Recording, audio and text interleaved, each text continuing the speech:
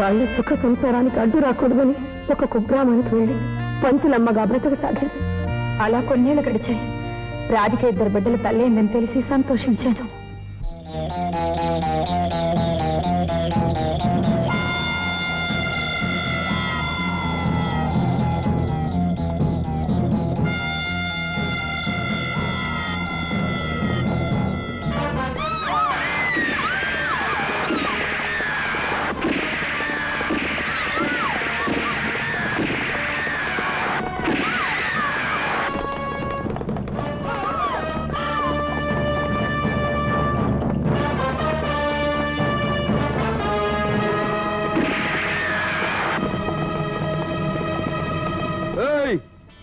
Tiger Das గారు ఊరి బయట రామ మందిరం దగ్గర ఉన్నారు. ఈసారి మీరు ఇవ్వవలసిన ధనం, ధాన్యం, సొమ్ములు అన్ని తీసుకొచ్చి ఆయన పాదాల దగ్గర ఉంచండి. పదండ్రా.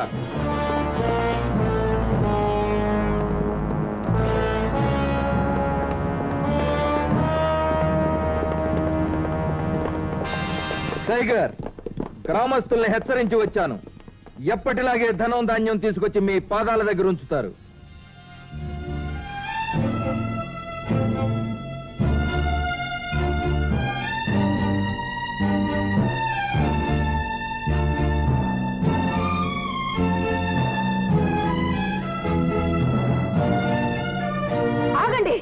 ఆగండి!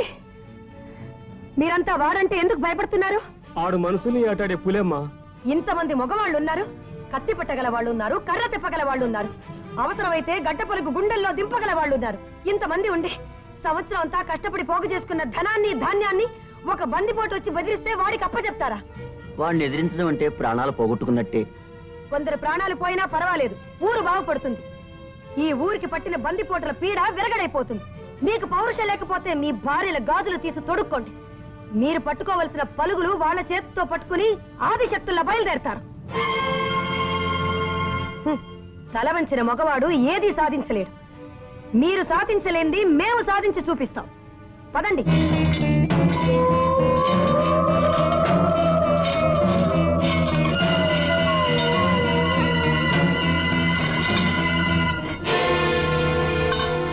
సరబా సరబా, ఒంటరిగా ఒక ఆడది వస్తోందిరా.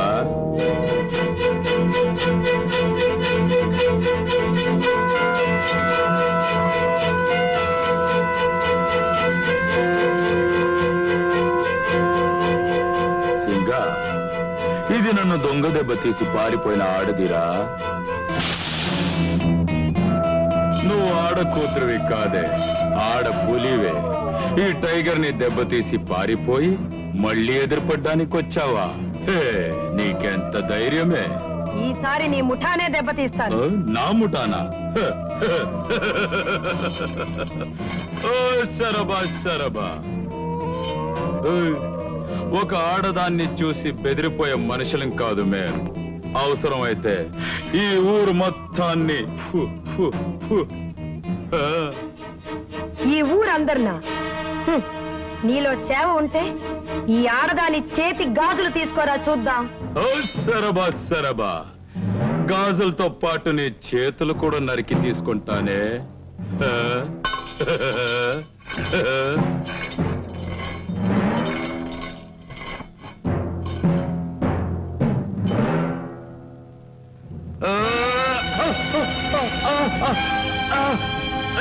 పడుకుంటా పడుకుంటా అమ్మాయిని. పట్టుకోండి, పట్టుకోండి వాళ్ళని, చంపండి, చావగొట్టండి, చావగొట్టండి వాళ్ళందరినీ.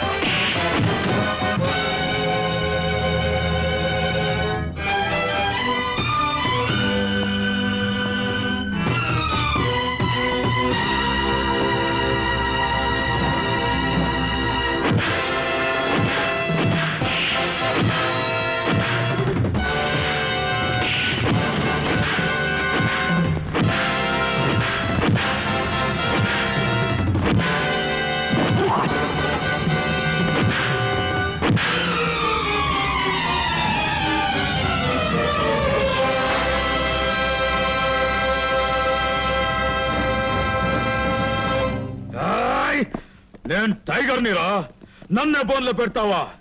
ఇంకాసేపట్లో ఫోన్ మోగుతుంది, అప్పుడు నువ్వే నా కాళ్ళ బేరానికి వస్తావురా.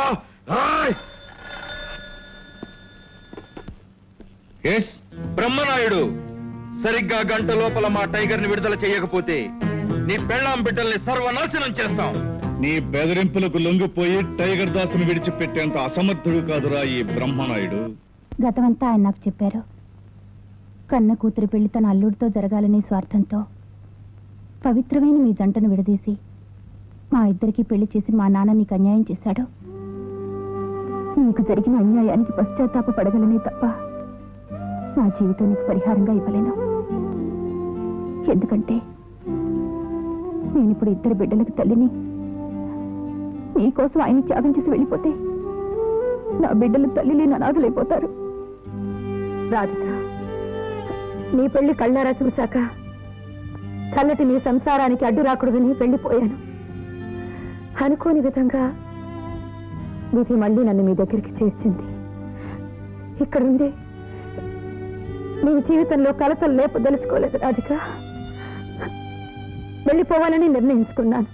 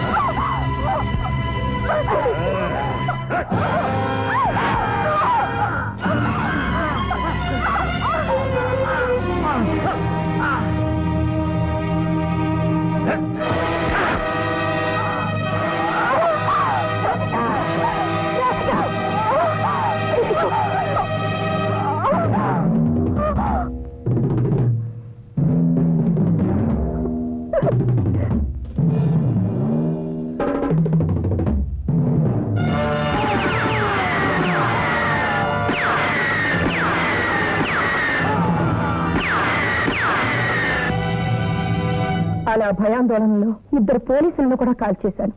బందిపోట్లను చంపడం నేరం కాకపోయినా పోలీసుల్ని చంపడం నేరం అని భావించి చట్టం నన్ను ప్రశ్నించింది.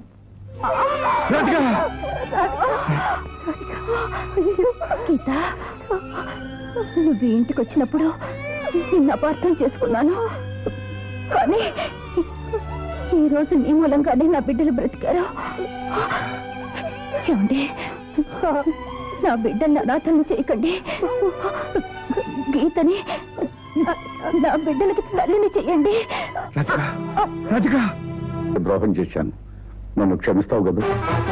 No, this not the time for repentance.